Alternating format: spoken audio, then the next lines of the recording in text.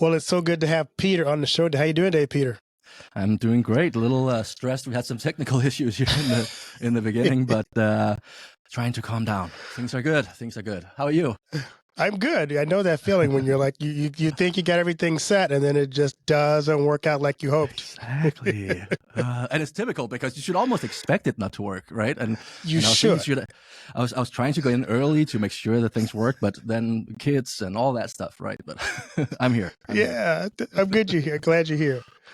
I love to ask my guests a question, kind of get a chance to know you better. What's the best piece of advice you've ever received?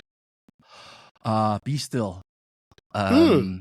Yeah, Will Henschel, a good friend of mine, always uses that, and I really love it. It's like before you react, before you reply to an email, before you rage over something, just be still and take it in, and then it's such a good advice.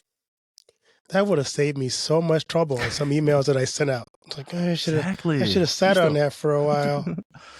But when I said it, was, to be fair, you could always unsend the email. I used to love that feature that you can't do anymore. If they hadn't read it, you could go back in and delete it.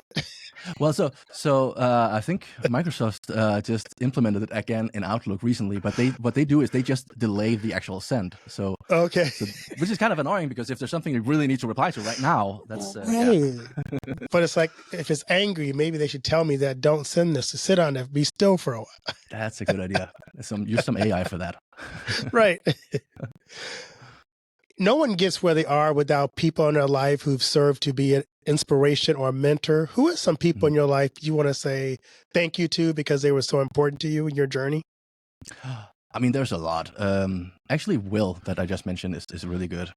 He's just good at making you reflect over certain things. And then I would actually say my old booking agent, Christina, she's saved my ass a couple of times, like really on different things, like on pivotal moments in my life where she's pulled me aside and said, "Hey, let's fix this." So I really want to thank her. That's great. I love that because we do need those people, like the email thing, who say, maybe not, don't do that. Yeah, and the thing is, I've actually thought about this whole mentor thing a lot because I never had a real mentor, and I think it's something that's really important to people, and you tend to underestimate how important it is. I wish I had someone in my corner that kind of gave me all the little insider tips, all the things people don't tell you, the things you don't learn in school, that you only learn by really listening to podcasts like this, or having someone in your side that just wants to help you without necessarily getting a lot from it. And it's something that I really wish I had. I've seen some of my friends have it, and how much it accelerates their progression in whatever they're working with, right? So I think it's underestimated how important having a mentor is. Yeah, it is true. I had some really important people in my life who've kind of come alongside, and during those really rough times, they've been there, and I get a chance to be there for them in those bad times for them. So it's kind of a nice reciprocal relationship that we have. So those people are very special. Very important, yeah. So I read your bio, and it was a very impressive bio. So I'm curious to tell us your personal story. Tell us about your journey. Where do you want to start? 3 years old. I started out early, and I've always just done a lot of things. I always told that I've lived many lives, and I feel like I have. I've just done so many different things, but at the same time, it's always been one thing leading to the other, and I'm just kind of going with it. Things just kind of happen, and I'm just like, okay, let's do it. And I started early by doing like radio reporting for national radio in Denmark, where I grew up, and that led me to do the same thing on national TV, and eventually I was on a talk show 8 p.m. Saturday night on the main channel, and that was just like getting started. Then I was 14, I started my first website, which then grew to be the biggest social media before there was social media for artists in Scandinavia. And I sold that when I was 18, when I wanted to DJ. Then I founded a band, which had great success in Germany and on tour and stuff. And eventually I started the record label, and then I became a DJ and musician and started making stuff for other people, and eventually burned out and started a phone company instead. So, yeah. So what was the name of your band? I'm curious. I Can. Really, comes from why not? We can. Of course we can. I can, right? AYCAN. It was back in 2004 or 3 or 4-ish. Wow, that's so neat. And I saw you had over 20 platinum records and 40 gold records. That's an impressive resume. It's been piling up over the years, I guess. I had my band there, and we eventually, because I saw what the record label was doing for us, I said, well, I can do that. So I founded the label and started signing, of course, our band, but also my friends and their other artists that I knew I could do the same thing for. And that's actually when I kind of ran into my first I say pivotal moment where Christina, my old agent, she pulled me aside because I basically said yes to way too much. I piled as much on my plate as I could, and I started, not following through, and that's worse than saying no to feel, and burn bridges and stuff like that. And eventually, it was just way too much for me, and she saw that and pulled me aside and said, "Hey, let's figure out what's going on." She helped me sell my label and basically take a little break and reset. That's great. You didn't mention the plane crash in your story. Yeah, well, so the funny thing about that is that came up during a dinner conversation recently, a couple of years ago maybe, where I'm like, I don't know how we got into that topic, but oh yeah, I was in that plane crash. That just I had totally forgotten about it, and I should probably talk to some professional about that. But in 2010, I think, 10, I was in a commuter turboprop plane from Copenhagen to Aalborg, going up to see my mom. And on the way there, or about to prepare for landing, they found out they couldn't land or lock the landing gear in place, or at least they couldn't get the little lamp to light up that it was locked. So we ended up circling around for a couple of hours to burn all the fuel. He couldn't dump it because the plane, I guess, was too small or something, and prepare for an emergency eventually, perhaps an emergency. The thing was, we saw on the news a week before that the exact same model had the same issue, and they did an emergency landing, but nothing happened. So we were not, scared or anything, because we were like, well, that's just a technical issue with this model, so nothing's going to happen. So it was actually not, there was no panic or anything like that. The crew was really nice and really professional about it. But what did happen was that the landing gear didn't lock, and it actually failed, and it crashed on the side, and the propeller went through the fuselage, and it was a big mess. But no one really got hurt. I think one lady broke her arm, and that was it. So luckily, everyone got up with their lives. So you don't still fly that same brand plane, I take it? I haven't flown the Dash 8 since then, and I'm not going to fly that one again. Right. But I'm not afraid of flying besides that. Yeah, great lesson we learned about things in the past. Exactly. So on your journey, I'm always curious too, we learn a lot of lessons. So in all your different careers, what was some of the lessons that you learned that have stuck with you and all the things you've done since then?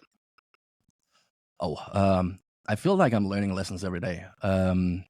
There's just so many things happening all the time. I think one of the main ones is really about how to handle things I'm not good at. Because I found out also a couple of years ago that I have ADD, and that wasn't a thing when I was a kid. That was, ADHD. That's the kids that run backwards up the wall and can't sit still. I'm not like that. I'm calm and so on. But I have a hard time focusing on things I'm not interested in. And over the years, I've learned how to tackle that myself and kind of figure out how to deal with it. But of course, having that diagnosis and having a word on it and actually knowing that it's not just me being lazy or whatever someone called it when I was a kid. That's really important, because then I can start hiring people to do the things that I'm not interested in and not good at. And then I can focus my energy on the things I'm really good at. And the thing is with ADD is you get hyper focused on certain things, so you can get really, really good. You go to the end of the rabbit hole and then you start digging to go further, right? So that is a power in itself, that I can do that, but I can only do that if I have people around me that can do the other things. That's good. I love that. Knowing what our limitations are, what our strengths are, and then, like you do, surround yourself with people who can do the things that you don't do is really a lesson we could all learn. I mean, there's just things we just don't like to do. And unfortunately, sometimes those things just don't get done. And if it's a company we're part of, that's where the company falls apart or laxes in those areas that really need to be there. Exactly. And it's super, super important that you have that self-awareness, I would almost call it, because obviously not everyone have a diagnosis for it, but everyone has certain things that they're good at and not good at. And everyone should, have the self-awareness to understand what those things are. And that's really when you can start accelerating your growth as a person and also as a company. Right. Because I love thinking big visions, but I hate the details to get to the vision. Yeah, right. Exactly. So I make sure I have people around me who are detail-oriented people. Yeah, and it's so important, because then those people are not the vision thinkers. That they're not the ones that are good at those things, but they have you, right? So everything accompanies. So yeah, it's important. Yeah, I'm always curious for people like yourself who've been successful. What drives you every day? What's your why? The why is really that I'm able to go to work and do things I'm interested in and I have fun with doing.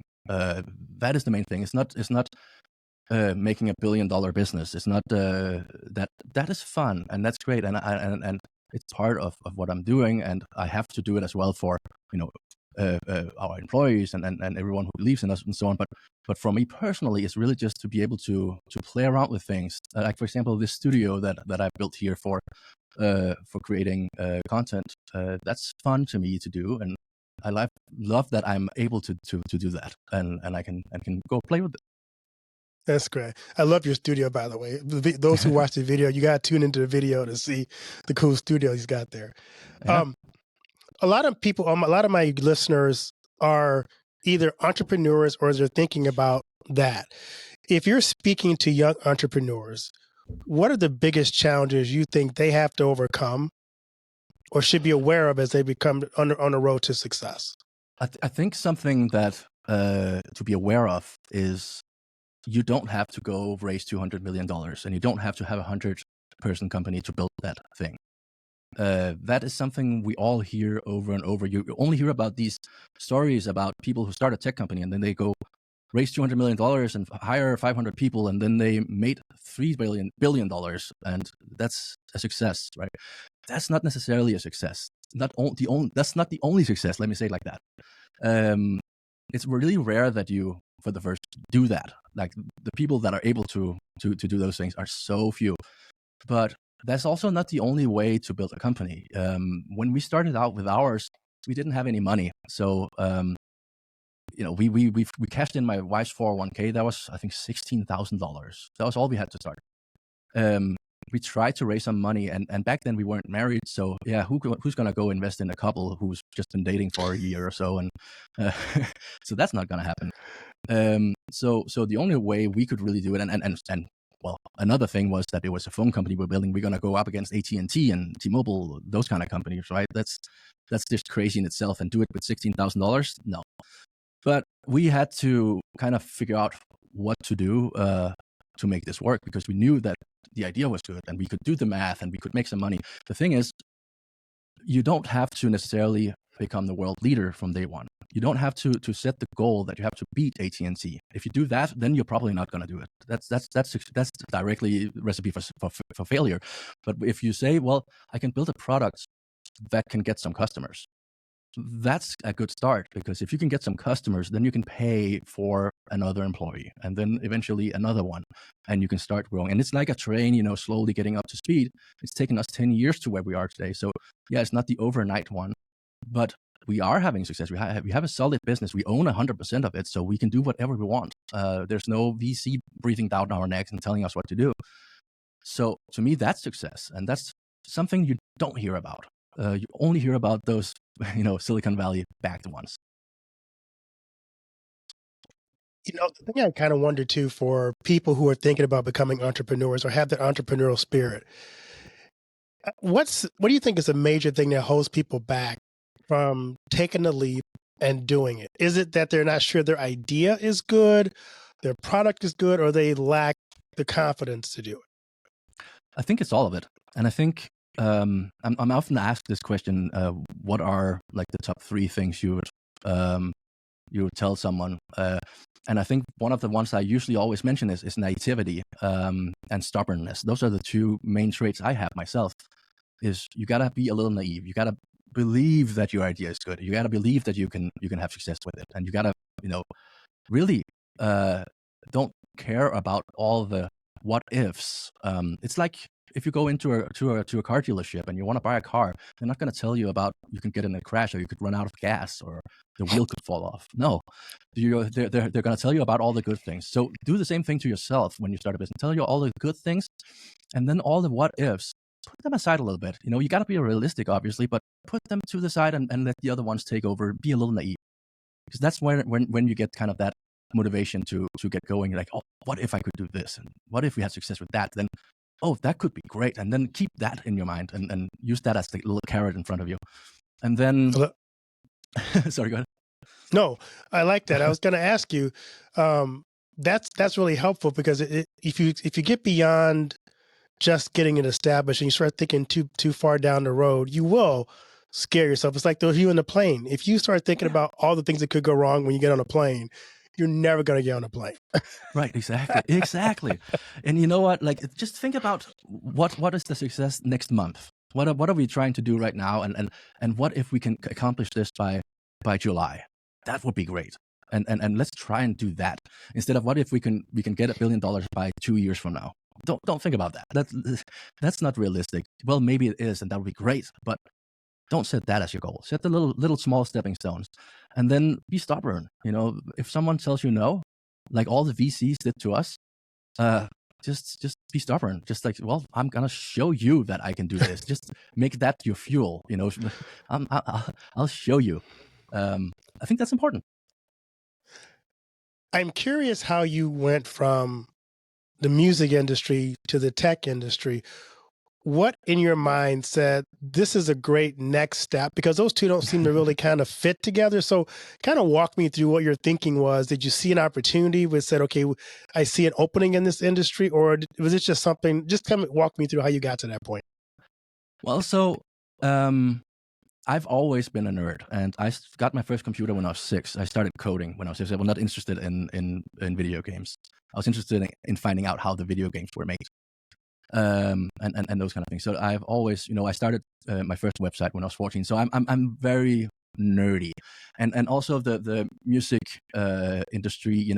Making electronic music, which was what I did, it's all about sitting in front of a computer. I was writing my own plugins and these kind of things. And when I had my label, I wrote my own software to manage the releases and those kind of things. So I've always been very nerdy in that sense. And then the reason why I really started this phone company was because I was working on another project. I had taken a little break from playing DJ gigs. I burned out. I played 380 gigs in 1 year. And I said, okay, I actually told Christina again, I need a break. I need to get new ideas for new music. I need to just chill for a minute. And while I was doing that, I was kind of just tinkering with a platform for promoting music online. And that needed a phone hotline kind of thing, we'd call in and get support. And I couldn't find anything I could afford. I couldn't find any out-of-the-box solution that was easy to manage. So I'll code it myself. And I got hooked. All of a sudden, I'd worked on that for 3 months. And I was like, I totally forgot about music. I totally forgot about everything else. I was this is so much fun to work with. And I figured, well, then maybe this is what I should be working with if it's taking up all my time. So I talked to my back then girlfriend, now wife, Dana, and she was like, yeah, let's try and put it out. She had some business experience, and she lived in America. I was in Denmark, so I was, okay, I'll move over and we can launch it here. And all of a sudden, we've been working on it for 10 years. Wow. So what makes your company unique? Well, so I think really it's about us seeing it more as a opportunity to make a cool product rather than an opportunity to make a lot of money. The money is secondary for us. Obviously, we want to do well and we want to pay our employees well and all that stuff. But for us, it's really, we want to make something that really works for people and that helps people in their daily lives. So we are really focused on having something that's just out of the box, works and easy to use. And then on the payment side, we have a completely different billing model. We don't charge a fee per user like all our competitors. We just charge for the minutes you call, and that means that it scales really well. A business with 2 employees can pay because they will call less than a business with 5,000 employees. So everyone gets the same features. It's that solidarity thing, like everyone gets the same features. Everyone has the same playing ground from day one. So even if you're a startup, you'll have the same opportunity to make it as an enterprise. You don't have to pay enterprise plan that you can't afford to get, those benefits. Like, why should they have all the good things? It should be the other way around, right? It should be equal. I love that. So tell us the name of your company for those who are interested, because it sounds interesting. Yeah, Telsio, Telz as in zebra, IO, Telsio. That's great. Mm-hmm. So to be an entrepreneur, there are some leadership skills needed. As if you're thinking advice for entrepreneurs, what do you say is important leadership-wise to lead a company and lead an organization? So I think an important thing is to understand that leadership and management is not the same. I'm a terrible manager. I know I'm not good at following up with people to make sure that they do their job. I'm not good at telling people what to do. I really hate doing that. So having that understanding that you don't necessarily have to be a good manager to be a good leader. I have now people around me that are good managers that can do all those things. So I don't have to. But being a good leader is really about having a vision for something and then getting your team excited about that vision and, be in on it together and make sure that we kind of all are excited to go to work every day and accomplish that thing. That's a good leader to me. So if you had one message to give to young budding business people today, what would that be?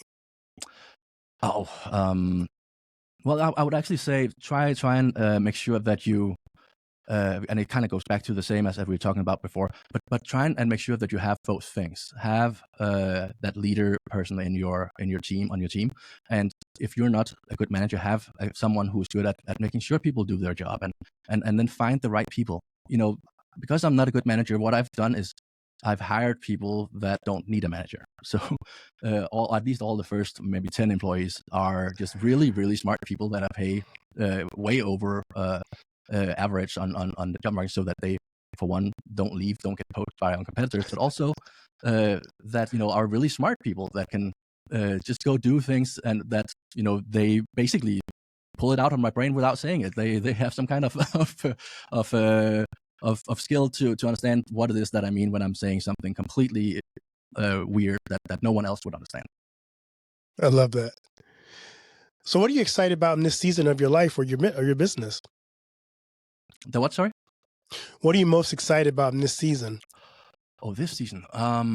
Well, right now there's just so many things going on with AI. We're launching a bunch of products that we've been working on since 2017. We registered AI-attendant.com back then, so it's no surprise to us what's happening at the moment. We've been preparing for it, so that's exciting. And then there's just a lot of things going on with other channels than just phone service. I don't think phone service is going to be that significant in 5 years from now. We're kind of branching out and making sure that we kind of support all kinds of platforms and communications forms, and so that our customers don't necessarily have to worry so much about what their customers are contacting them. We are like, everyone has their preferred way of communicating, and you as a business need to make sure that you kind of are available in those channels, and whether that being a tweet or it's a phone call or an email or a letter or something else. It could be anything. You just have to be there when your customers are wanting to get in touch with you. I hear a lot of people who are excited about AI, a lot of people who are really nervous about it. So somebody who's working in that sphere, what do you have in terms of advice for those who are kind of going, I'm a little nervous about this AI thing? I understand why they're nervous. I have little kids, and I cannot predict how the world is going to be when they grow up, but it's not going to be what it is today. That's for sure. That's the only thing I can say. But you can't change it. You can't uninvent it. So that's important to understand. No matter what you try and do, you can be stubborn. You can sit down and say, no, I don't want to. But that doesn't change the world. The world is not going to uninvent AI. It's just going to be more and more from now on. So you get past that thinking and just start understanding what it is and how you can use it in your business. It's kind of like the what do you call them? Saddle makers back in the days in the 1900s, right? That made saddles, and that's a solid job because there's always going to be a need for saddles. People need to transport things, and that's by horse. But someone invented the car, and all of a sudden they didn't have a job. Unless they started rebranding into making upholstery, and they did really well, the ones that did that. But the ones that kept making saddles, they didn't have anything. So get past that thinking of it's unfair that AI is taking my job. AI is probably not going to take your job. It's just going to be a different job you're going to have. And you need to understand that. You need to get that in your head and just go with it, because you're not going to be able to change it. Interesting. I love to ask my guests this question. What do you want your legacy to be? I'm just happy if someone thinks at me and thinks I'm happy that I met that person. That's all I can ask for. If someone who met me and it just I'm happy that I met that guy. That's all I can ask for. I like that. Is there anything I haven't asked you that I should have asked you? Oh, that's a good question. I don't know. I'm usually not that good at promoting myself. I'm terrible at that. Well, in that regards, where can people find you and connect with you on social media? So I do have a website now. I actually just launched it yesterday. So finally, peterschroeder.com. You can go get in touch with me. There's all my social media links in there, and I'm available pretty much on all platforms. And I love when people reach out and ask me anything. So please do. peterschroeder.com, and then of course Telsio if you want to try out a business phone service for there's a free trial, and we have amazing conversion when people sign up for that free trial. So please go and do that. I'm sure you'll like it. Where can they find your music? Because, if you've got as many Grammy Awards and things as you have, we really want to hear that. I love techno music. So where can we find your music? Oh, okay. Well, it's so there's some on Spotify and YouTube, obviously. If you go search for Pete Fox, that was my last DJ alias I've had through time, and that's some of the most recent stuff, even though it's not that new anymore. But I also produced for so many other artists through time, so I think Discogs is probably a good way to go look me up and see what I've done. There's links to all of the different projects I've been involved in.